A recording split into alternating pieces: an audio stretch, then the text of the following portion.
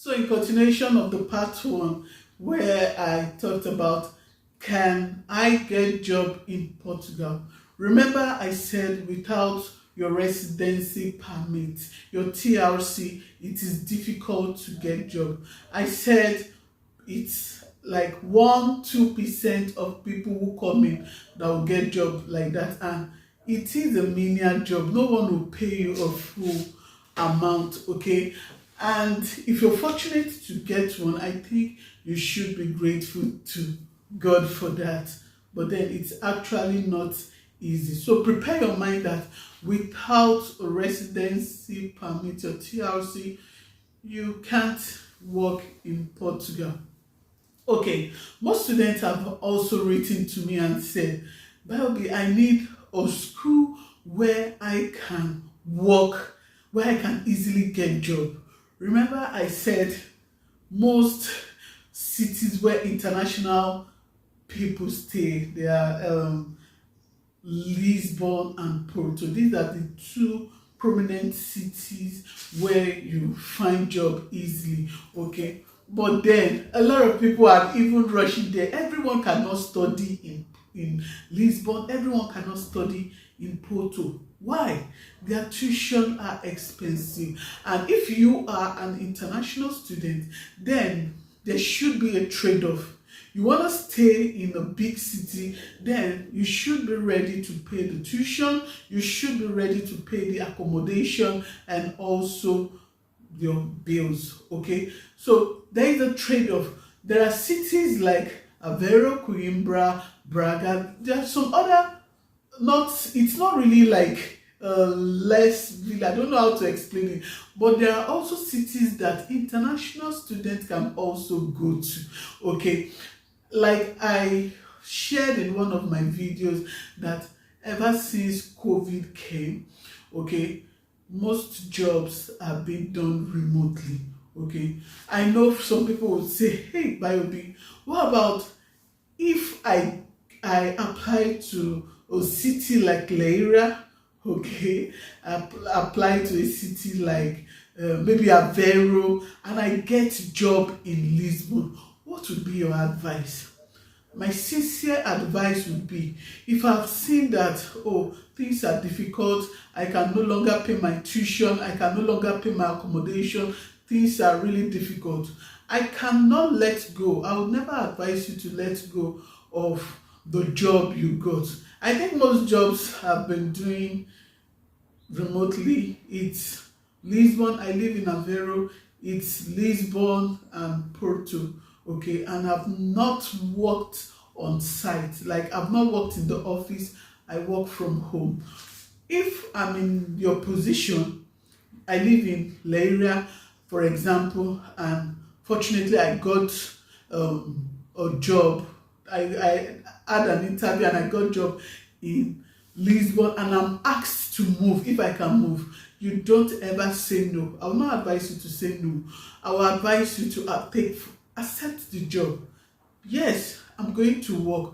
When the interviewer asks you, where do you stay? Yes, you need to tell the recruiter you live in Leiria, but you are ready to migrate. You are ready to move to Lisbon. And most jobs have relocation package. Yes, probably they might give you 2 weeks.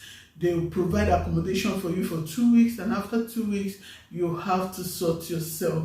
Okay, that one is for another day. So what you need to do is, yes, I know you're worried about your study, you're worried about how are you going to let go of your study and face your job. Now you are in a state of dilemma because you don't even have money to pay again. Accept the job, move to the job. Some of the recruiter would, after 2 weeks training, because whichever job you get, you're going to be trained. After the 2 weeks training, some of them would ask you, majority of them will ask you, hey, you have to start working from home. Okay, so if you get that kind of a job, you know that one is settled, you can actually face your study. Okay, but then if the job is you're going to work on site, all you need to do is, peradventure, there are some lectures that will take maybe you study on Friday and Saturday. Then I would advise you do your training. Then you can now be coming.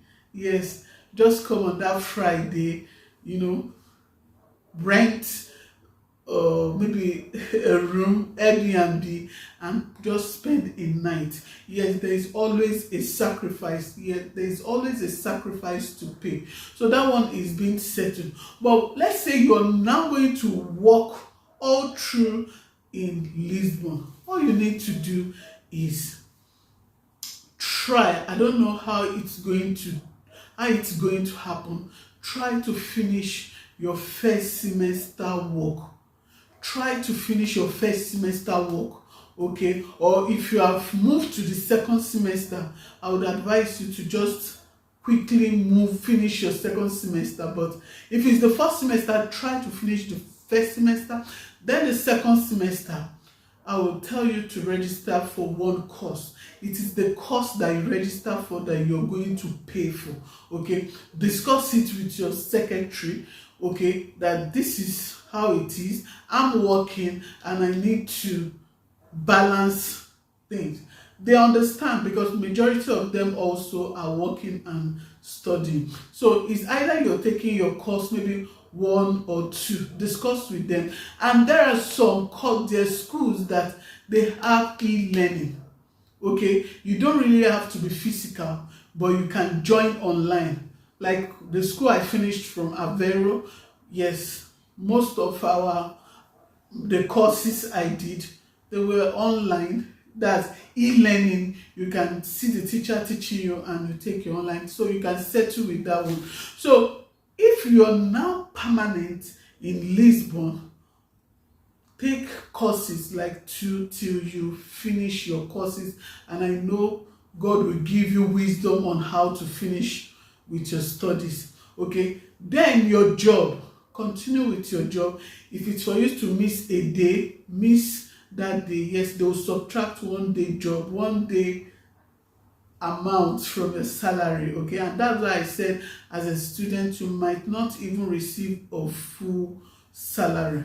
Yes, I know some students will say, what about the accommodation there in Lisbon?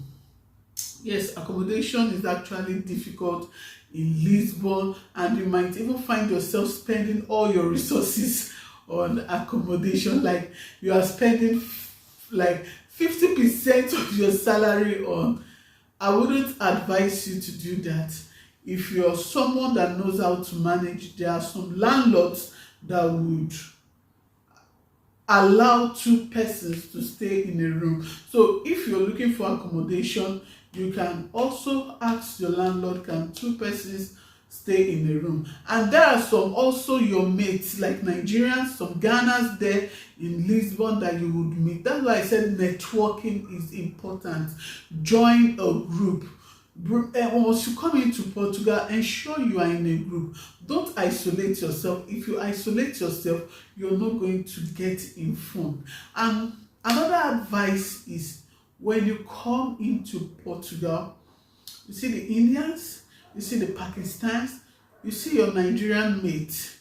They are the ones that would give you info. They are the ones that will tell you, hey, there are jobs here, there are jobs there. So you need to mingle, you need to ask questions. If you don't ask questions, you'll be there. Like I used to tell people, Portugal is not like US, it's not like UK, it's not like Canada where they speak English, okay?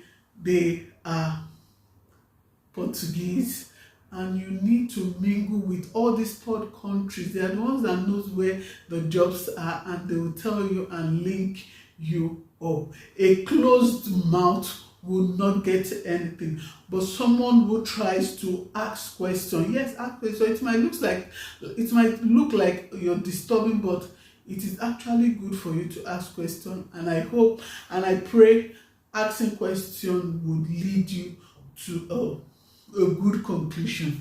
Yes, with this video, I know you must have gotten something. Remember, that you're coming to a country whereby they speak Portuguese. You are the one to bend, not them bending for you. You are the one to bend. Those things that you feel you cannot do, when you come down here, you might see yourself doing it. And some might not even get job immediately. Yes, maybe you got your residency permit. Yes, it will take maybe 1 month, 2 months also for you to search for jobs. Okay, that's why I advise you, immediately you come into Portugal, begin, even if you don't have a residency permit, begin to search. When you search, you will see. Ask and it shall be given unto you. Seek and you will find. Okay, so thank you so much if you have watched up to this moment, and I know this video would add value. Prepare yourself when you're coming and you see things working out for you. Thanks so much. Bye bye.